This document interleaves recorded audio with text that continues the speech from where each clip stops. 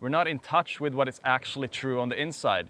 We believe ourselves to be this I that has figured everything out. It's unbiased all the time and it's completely neutral. And in that neutrality, there will be silence happening in the mind.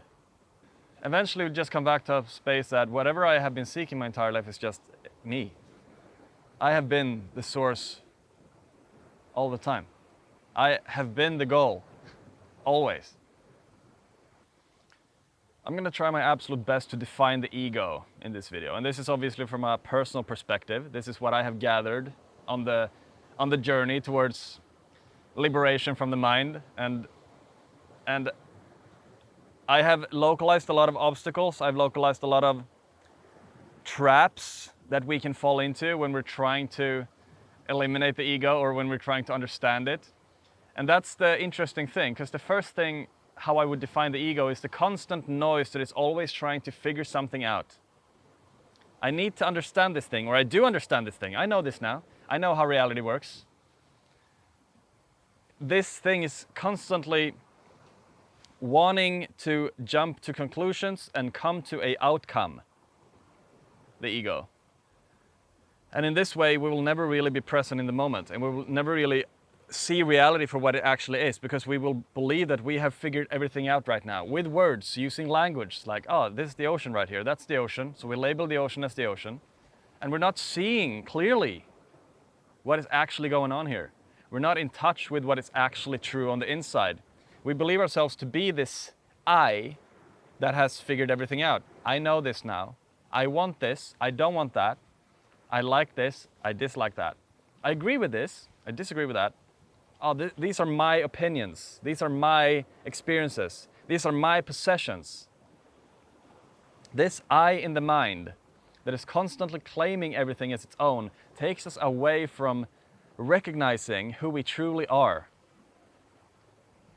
And recognizing who we truly are is, when we do, we will realize that, what the hell have I been doing walking around thinking so much?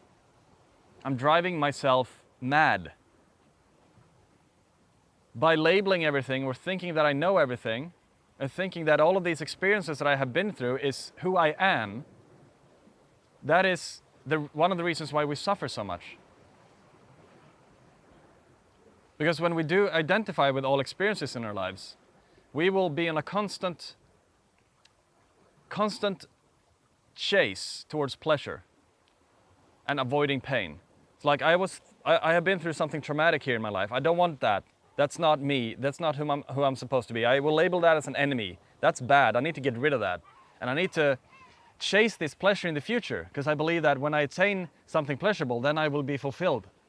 This constant shadow that is telling us who we are all the time, that I got this, that I know this now, or if I don't know, I need to figure it out. I always figure it out. I never give up. I need to do something all the time to be happy. That is the real enemy. And I'm not saying that it's an enemy, because it's not a bad thing. That's our enemy. But we actually want to start treating that as a friend even. Even to allow that thing to be exactly as it is. But to not believe that we are that. It is inside of our awareness, that's true, but we are the noticer of all of that happening. We can choose to direct our attention elsewhere. We can direct our attention to our heart. We can direct our attention to our body. Instead of believing that this I in the mind is who we are. I am this person. I am these thoughts. I need to fulfill my needs that this person comes up with, or this I comes up with. I need these things to be happy. And I need to cut things out from my life to be happy as well, because I don't want this pain here. I need to eliminate that. So my definition of the ego is actually the conviction in the belief that I am this character, the belief that the I in the mind is real, that it's true, that what this voice in here tells us, I need these things to be happy. I need bigger biceps to be happy. I need a bigger paycheck to be happy. I need people to agree with me to be happy. I need people to play along on my terms. Then I will be happy. I need people to live up to my expectations. Then I will be happy. This idea, these ideas, constructs coming from past conditioning, of our own upbringing, from experiences, painful experiences, and pleasurable experiences. This I in the mind is my definition of the ego. And when we can learn to snap out of this, when we can learn to track whenever the I thought appears, I need this, I want that, I don't want this, I disagree with that, I agree with that. Like when these things come up, recognize that there's something deeper happening inside of you that is unbiased to anything and everything. It's unbiased all the time and it's completely neutral. And in that neutrality, there will be silence happening in the mind.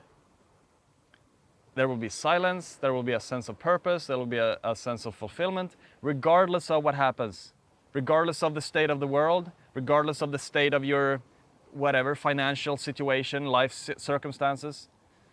It's true that if you're experiencing a lot of pain in your circumstances, of course you should try and maybe work yourself away from there. That's absolutely legit and valid. But your perception will change completely. Like your life will transform, and you won't necessarily be able to pinpoint what has changed, but you will recognize that something has changed. Something has definitely changed. You will recognize that straight away. And maybe it will take a little bit of time of confusion. It's like, is this, what is happening? But keep leaning into the I.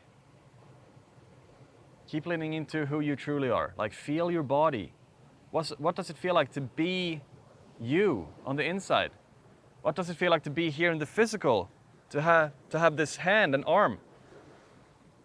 To feel reality instead of thinking that you understand it.